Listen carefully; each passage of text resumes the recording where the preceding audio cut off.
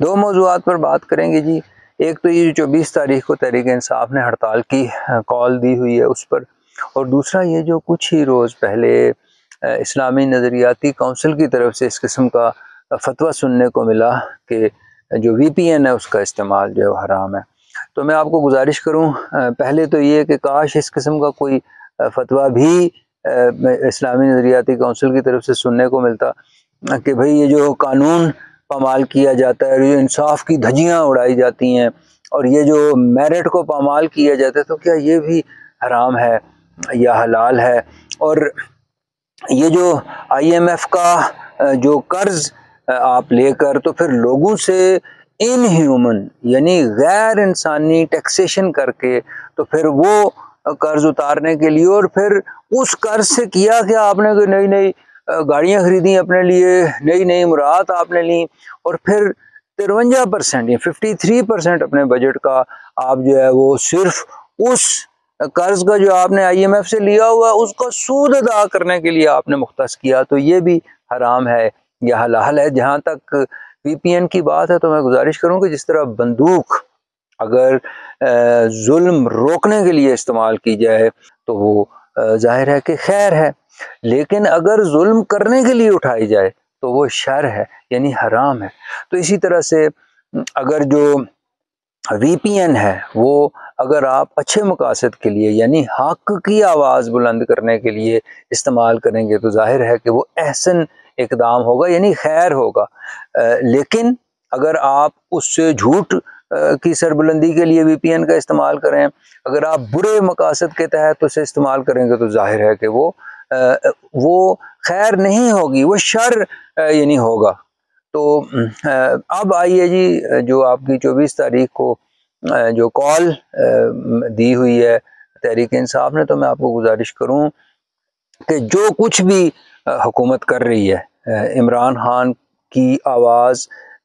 دبانے کے لیے، عمران خان کا نام و نشان مٹانے کے لیے، تو اس کا اگر ہم ذرا سا بھی ہمارے اندر سینس ہوگا اور ہم مطالعہ کریں گے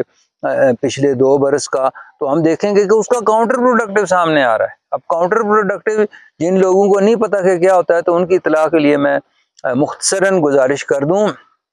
کہ کوئی بھی مقصد حاصل کرنے کے لیے جو آپ کام کر رہے ہوتے ہیں یعنی ان کاموں سے وہ مقصد حاصل ہو یہ آپ کی منشا ہوتی ہے، لیکن اگر وہی کام اسی مقصد کے حصول میں رکاوٹ بننے لگے تو اسے کاؤنٹر پروڈکٹیو کہا جاتا ہے. ٹھیک، میں ایک اور آپ کو مثال دیتا ہوں کہ جیسے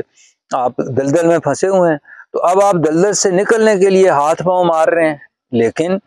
ہاتھ پاؤں مارنے کی وجہ سے اور آپ دلدل میں دھنس رہے ہیں. ٹھیک، تو یہ بیسیکلی کاؤنٹر پروڈکٹیو اس کو کہتے ہیں. تو اسی طریقے سے ہماری جو حکومت ہے وہ تحریک انصاف اور عمران خان کی آواز کو کچلنے کے لیے جتنے سنگین اقدامات کر رہی ہے ان کی آواز اتنی ہی زیادہ بلند ہو رہی ہے. یہ عمران خان کا نام و نشان مٹانے کے لیے گزشتہ 2 برس کے اندر جو بھی کوششیں کی گئیں اس کا کاؤنٹر پروڈکٹیو ہو رہا ہے وہ اس طرح سے کہ ان کا نام اور نعرہ اتنا ہی زیادہ بلند ہو رہا ہے. یعنی ہماری جو اسٹیٹ ہے، میں ہاتھ باندھ کے گزارش کرتا ہوں اسٹیٹ سے کہ وہ اس بات پر غور کرے کہ یہ جو سب کچھ ہو رہا ہے اس سے یہ کسی کے حق میں بھی بہتر نہیں ہے. خاص کر پاکستان جو ہے اس کی تو بربادی کا عمل شروع ہو چکا ہے. یعنی اگر کوئی یہ کہے کہ جی برباد ہو سکتا ہے تو میرے خیال میں یہ بالکل غلط بات ہے. بربادی کا عمل جو ہے وہ شروع ہو چکا ہے، اب صرف دیکھنا یہ ہے کہ وہ کتنا برباد ہوتا ہے اور کتنا نہیں ہوتا. تو ابھی بھی ہمیں میرا خیال یہ ہے کہ اسٹیٹ جو ہے اس کو یوں کرنا چاہیے کہ اس بربادی کو منیمائز کرنے کی کوشش کرنی چاہیے، جس کا کوئی اور حل کسی بھی رائے برابر بھی اگر کوئی کسی کے پاس عقل ہے تو اس کے علاوہ کوئی اور حل نہیں ہے کہ فی الفور ایک الیکشن جو ہے اس ملک میں کرایا جائے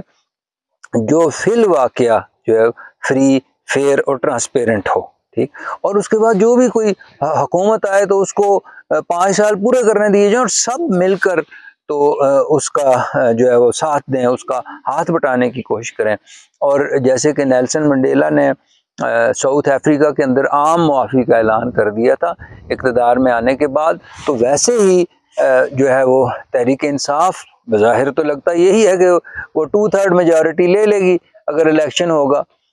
فری فیئر اور ٹرانسپیرنٹ، تو اگر وہ اقتدار میں آتی ہے تو تحریک انصاف جو ہے اس کو بھی، یعنی عمران خان کو بھی عام معافی کا اعلان کر دینا چاہیے، اور ایک دوسرے کے ساتھ سکور سیٹل کرنے کے بجائے ہمیں ملک کی بہتری کے لیے، پاکستان ہمیشہ یہ کہا جاتا ہے کہ جی بڑے سنگین دور سے گزر رہا ہے، نازک موڑ سے گزر رہا ہے، لیکن فی الواقعہ اس وقت جو